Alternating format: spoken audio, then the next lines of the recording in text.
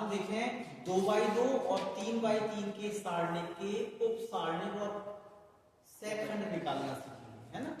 Minus and cofactors बहुत ही आसान है। माइनस को हम m से दिखाएंगे और कोफैक्टर को हम a से दिखाएंगे, ठीक है। जब m लिखेंगे तो इसका मतलब ये माइनस है यानी कि उप सारणिक है, और a से लिखेंगे तो ये क्या है, सेकंड है यानी कोफैक्टर है। तो जिस सारणिक में जितने एलिमेंट्स होंगे उतने ही माइनस होंगे और उतने ही कोफैक्टर होंगे। जैसे इस सारणिक में 4 एलिमेंट्स हैं, 1 0 2 1, तो 4 माइनर निकलेंगे और 4 ही कोफैक्टर निकलेंगे, ठीक है। देखिए M11 की बात हो रही है, यानी इस एलिमेंट का माइनर क्या है। 11 का मतलब पहली रो और पहले कॉलम के एलिमेंट्स की बात हो रही है।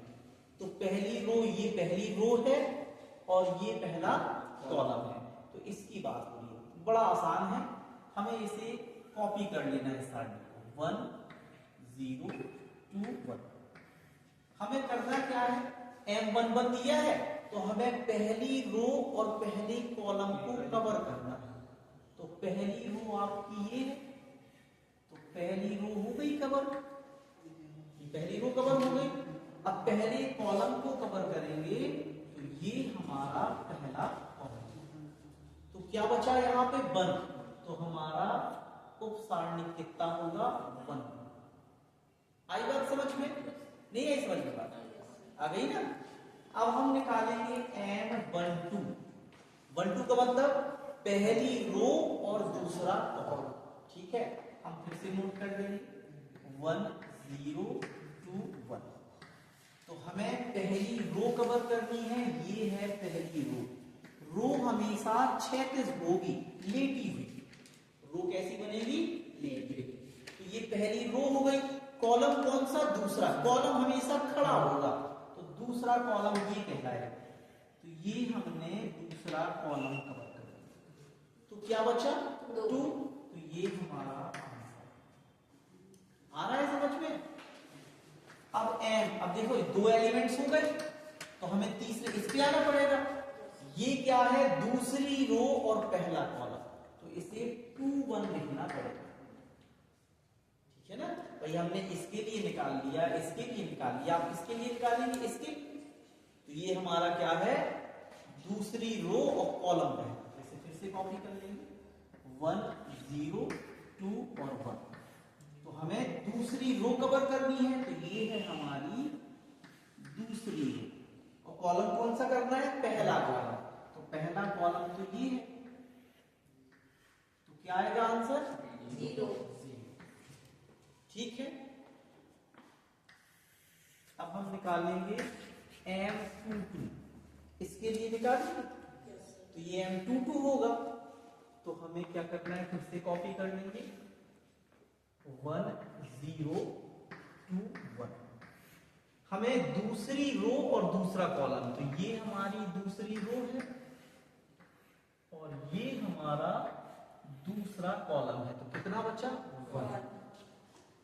तो आपने उपसारणिक निकालने सीख लिए, आसान है, ठीक है।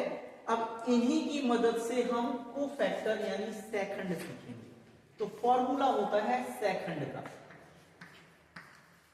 सेकंड का फॉर्मूला क्या होता है, A I J इक्वल -1 की power I plus J into M I J, ये है फॉर्मूला, ठीक है।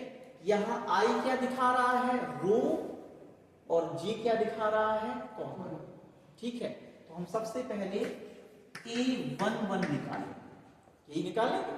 जैसे माइनर में M11 निकाला था, वैसे ही हम A11 निकालेंगे। यहां क्या हो जाएगा, -1 की पावर 1 प्लस 1 और इंटू में M11। अब यहां हमें देखना है, अगर इस पावर में सम घात आ रही है तो माइनस गायब हो जाएगा, और विषम घात आ रही है तो माइनस बाहर आएगा। ठीक है, और 1 का चाहे जितने बार मल्टी करो आंसर तो 1 ही आना है।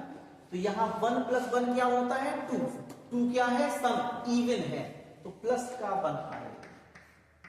ठीक है, M11 का आंसर यहां से देख लेना है, ये भी कितना है 1, तो ये आ जाएगा 1, दोनों का मल्टीप्लाई होगा तो आंसर कितना आ जाएगा 1। अब A12 निकालेंगे तो -1 की पावर 1 + 2 इंटू M12।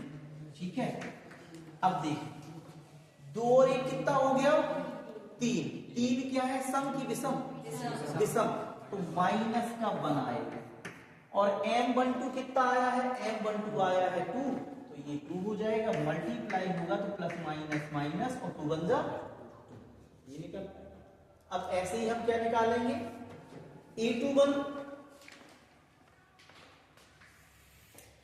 तो A21 क्या होगा -1 की पावर 2 + 1 इंटू M21। ठीक है, 2 और 1 कितना हो रहा है 3, 3 क्या है विषम, तो विषम में माइनस का 1 आएगा, तो ये माइनस का 1 आ गया। M21 की वैल्यू कितनी आई थी 0, तो यहाँ पे आ जाएगा 0, 0 का किसी से गुणा होगा तो कितना आ जाएगा 0 ही आ जाएगा। अब हम निकालेंगे A22, तो ये क्या होगा -1 की पावर 2 + 2 और M22। ठीक है, 2 और 2 कितना होता है 4, 4, 4 क्या है सम, तो सम में प्लस का 1 आएगा, ये प्लस का 1 आ गया। और M22 कितना आया था, ये आया था 1, तो ये आ जाएगा 1, मल्टीप्लाई होगा तो कितना आ जाएगा आंसर। ठीक है, अब चाहो तो सारे आंसर इकट्ठे यहाँ पे लिख दो, ठीक है ना। तो जैसे M11 कितना था, M12 कितना था, M21 कितना था, M22 कितना था, A11 कितना था, A12 कितना था, A13 कितना, A21 कितना था और A22 कितना था, यहाँ से नोट कर देंगे।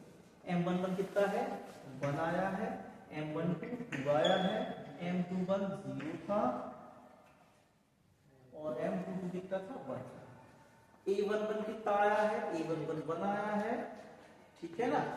A12 कितना आया है -2 आया है, 21 कितना आया है 0 आया है और ये कितना आया है 1। ये हमारे आंसर आ गए।